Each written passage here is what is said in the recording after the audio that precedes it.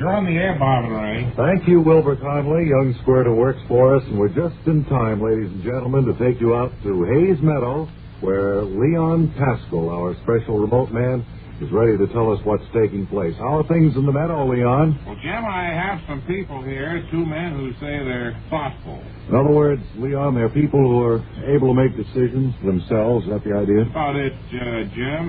We're going to talk to the first gentleman. Sir, what is your name? David Sims.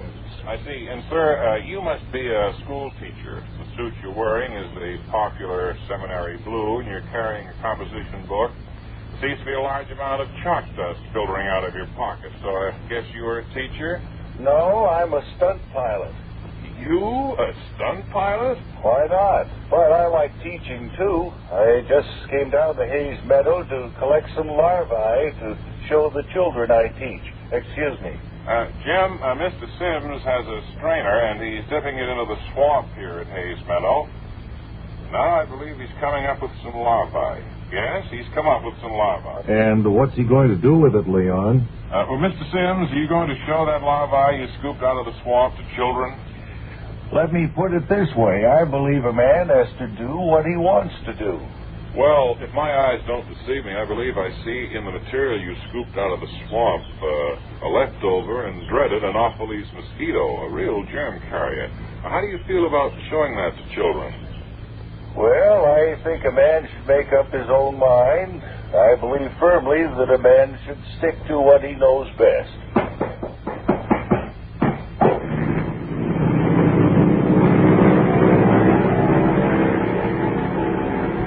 Mr. Sims took off in his airplane, and he's doing a few stunts. I might point out he seems to be pretty good at it, too. And there he goes into a famous Immelman, and out of sight. Wonderful, Leon. And now, do you have anyone else out there? Yes. He's dressed in a cowboy outfit, and he's mounting a horse. Is he a cowboy, Leon?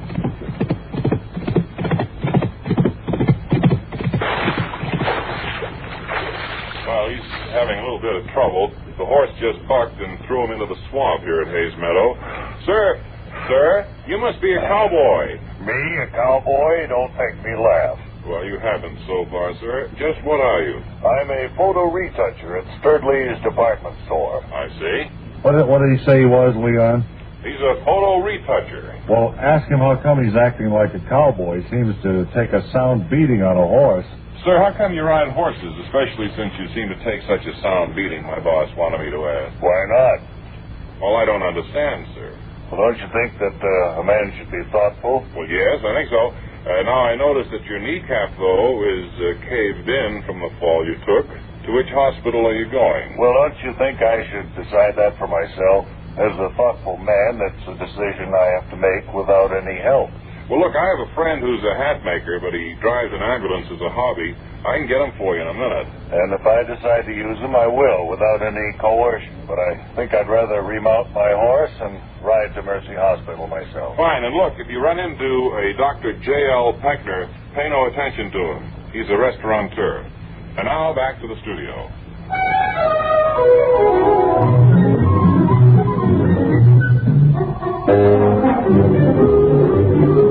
Wilbur, that music got us back here, I guess. Yeah, All okay. right. And at this point, I think we should have a word from the American Telephone and Telegraph Company. Come on. Have a nice trip. Don't forget the phone. Wherever you go this summer, go first by long distance. Most people do. Like these two. Hi, Jane. Oh, hello, John. I thought you and Jim were on vacation. We leave tomorrow. Have any trouble getting reservations? None. We made them by telephone some time ago. No doubt about it. Long distance helps you have a carefree vacation. Use it to make reservations, to call friends along the way, to phone home while you're gone. Now's a good time to call while long-distance rates are lowest. Remember, wherever you go this summer, go first by long distance. We've invited to our studios today a gentleman from the Perthwaite Musical Typewriter Company. And I believe you're Mr. Lawrence Perthwaite yourself, aren't you? Founder of the company? Mm-hmm. You're here for a demonstration, right? I will be in a minute. Do you mind giving me a hand with this musical typewriter? I'd like it next to the window. Sure thing, Mr. Perthwaite. How's that? Fine. Thank you, Mr. Goulding. Well, it doesn't look anything at all like the ordinary typewriter, Mr. Perthwaite. It's much larger. There seems to be a canvas bag above the keyboard. What's the bag for? Well, there's a special key marked P for pump, which inflates the bag. Oh. And when I press the DM key for damper, a valve opens and draws air into the bag from the atmosphere. Then there's no need for foot pedals, eh? None at all. Now, watch what happens when I press the P and DM keys, Mr. Goulding. Beginning to fill up, Mr. Perthwaite. And while the canvas bag is filling up with air, sir, what's the reason for a musical typewriter? I'll tell you after I press the governor key here. Keeps the bag from becoming overinflated. Works on the same principle as Zeppelin overinflation. Mm-hmm. There. Well, the bag seems to be filling more slowly now, sir. Now, you asked me the reason for the musical typewriter? I believe I did just before you pressed the governor key there. Well, our research staff has found that it cuts down on finger fatigue, an occupational hazard among secretaries. The ordinary typewriter provides no recreation, you see. I see. And is the musical typewriter difficult to operate, Mr. Perthwaite? Well, it does take a bit of doing. Has a 450-letter keyboard, and as you can see, it's 9 feet across in consequence. And, well, how does the secretary type a letter on a keyboard that long? I mean, she has to sit on a chair with casters, and then with 1 foot on the ground, she can kick off, kind of scooter fashion. Well, look, the bag is just about inflated now, Mr. Perthwaite. And I know we're all anxious to hear the demonstration. Well, just as soon as I hit the pump, damper, and governor keys, Ray. There we are. Now for a practical demonstration. There's a letter on my desk there, Ray. Would you dictate it to me? Sure thing. This is Mr. Perthwaite. Your membership in the Explorers Club is hereby canceled. Place you told us about. And you see now how this would cut down finger fatigue? The place you told us about has been set foot on before. Indeed, it's a resort these days. Signed Vasco da Gama, chairman of the Explorers Club. I'll have that typed in about a half hour. Well, you didn't tell me you had to leave the keyboard to clutch the canvas bag to your chest to expel the air, though. Well, it gives the secretary something to do. I'll have that letter for you in a while. Look, just send it to me in care of CBS here, and I'll look it over at my leisure.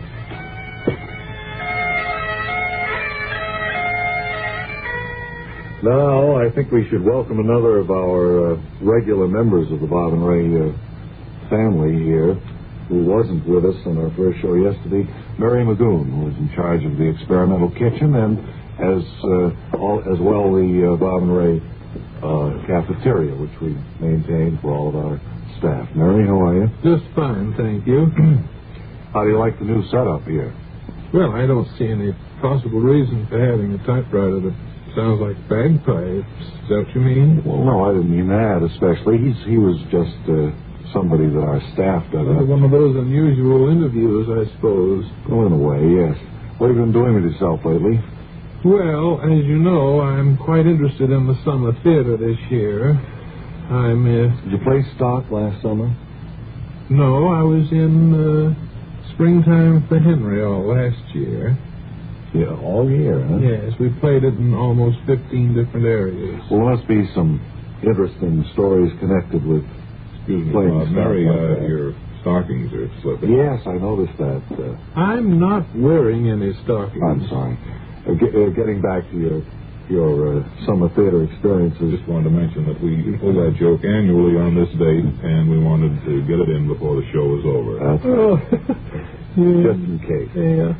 Did you run in any trouble? And where did you play? In Maine or Maine and in Massachusetts and in New York State and in Kansas.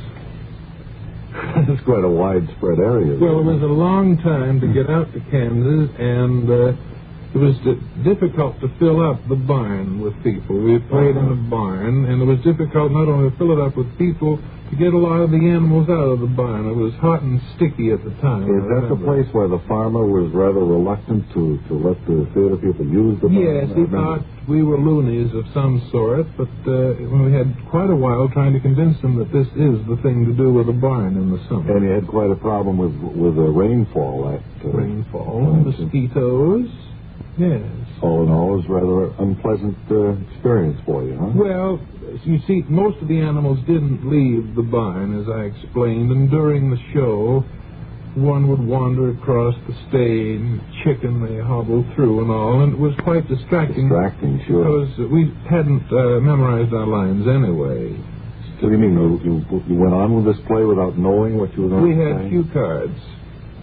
Well, I think that's a first for summer theater, isn't it? Well, it was just that we're all, so busy that we couldn't memorize our lines. Yeah. That was the whole problem, Bob. Well, did the audience stay with you, or were they... Bob, you've changed. Why? What do you mean? Well, the beard and all. I don't have a beard. Well, then it's the light. Well, it is a little darker. It's so far down below street level. How many feet would you estimate? Well, I don't know, 20 or 30. We're trying to do something about that. I think by next week we may be upstairs, if it's possible. Fine. Well, you've got a nice kitchen to work in here, and yes. we'll be expecting big things from you. Well, nice talking with you, and we'll see you soon, Mary. Thank you very much. I see Charles the poet coming in. Would you hold the door for him? Yes. Hello, Charles. Could we have a little bit of Charles's theme, please? Sit right down there, Charles.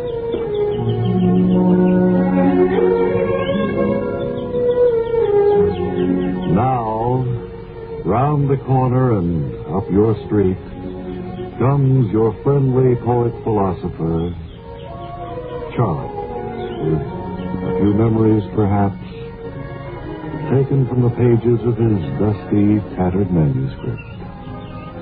Charles. Hi there, everybody. I have a poem called Memory. I walked through the sands of memory by the rocky shore of my trampled heart. And as the endless waves of foaming sentiment coursed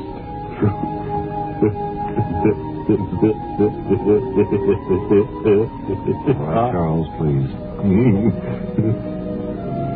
And as the endless waves of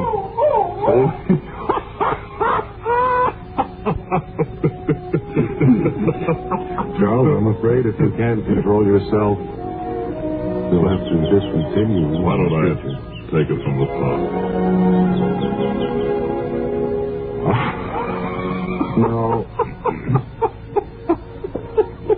You want to try just once more, Charles? Perhaps if we move the bird. I walked through the sands. No, I'm afraid you can't this time. Charles the poet, you're coming around the corner and down your way someday real soon. And until then, as always, he says, so long now.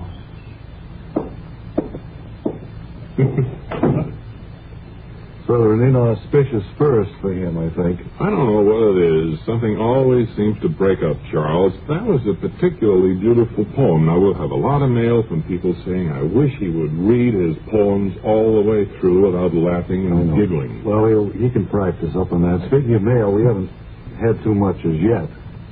But we would like to say that we're here to answer your questions. And if you have anything you'd like to know, that we can help somebody in the audience have a question. Probably the reason. Speak right up, please. Probably the reason you don't have any mail is you don't send out self-addressed envelopes that are stamped. Nobody does that, sir. We've run into a great deal too much It was expense. just an idea, and I was sitting here trying to think of something to say so I'd be on the radio. Well, all right, you've been on the radio, but I know. I hope we've been able to answer your I question. told you, Madeline, I could do it. I think it's time to say goodbye now anyway. Yes, it is. So until the next time, this is Ray Goulding reminding you all, please, write if you get work. Bob Elliott reminding you to hang by your thumb. This is the CBS Radio Network.